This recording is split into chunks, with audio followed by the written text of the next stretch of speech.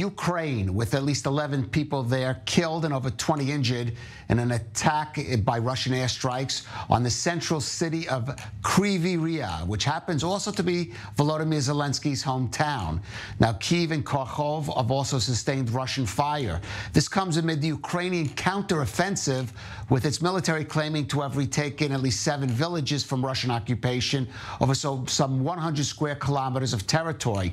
Russia is denying those losses. Here's the differing accounts of what's happening on the battlefield coming from the Ukrainian and Russian sides. Representatives of the 137th Battalion of the Marine Corps, the 35th Brigade, has liberated the village of Makarivka, Donetsk region, from the Russian aggressors, but they have not accepted it and are attempting to take it back. As you can see, they're using artillery, rocket launchers and tanks, but we shall overcome, because we're Marines, always true to the cause. Glory to Ukraine.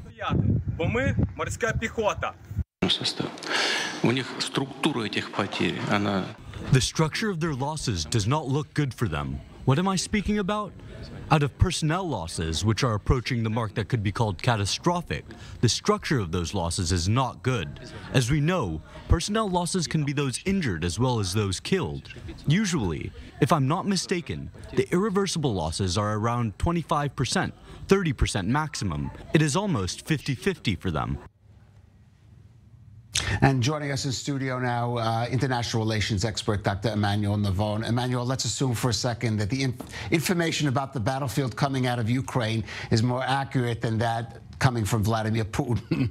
we've seen in the past.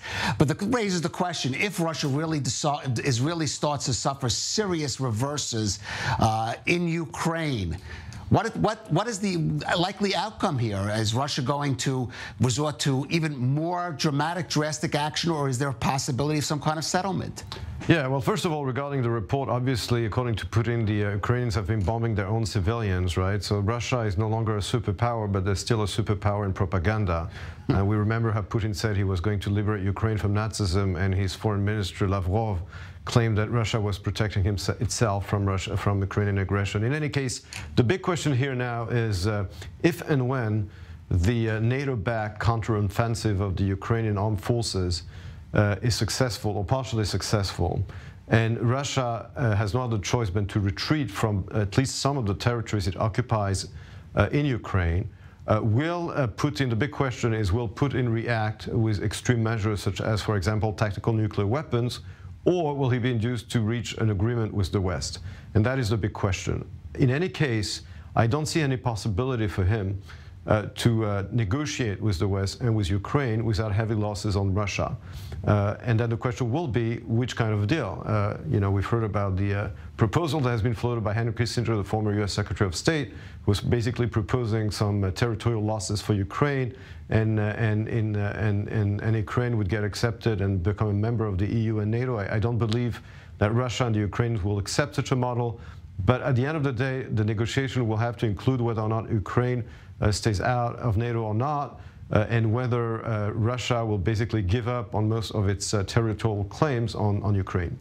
I'm just going to say, it's almost impossible for me to imagine, for example, that Russia is going to give up on Crimea, to the territory that it held, I believe, since 2014, before this current operation.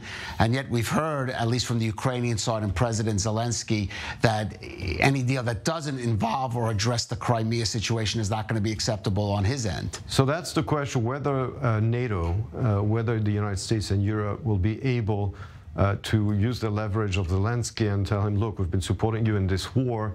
If you're going to have maximalist claims over Russia, it's not going to work.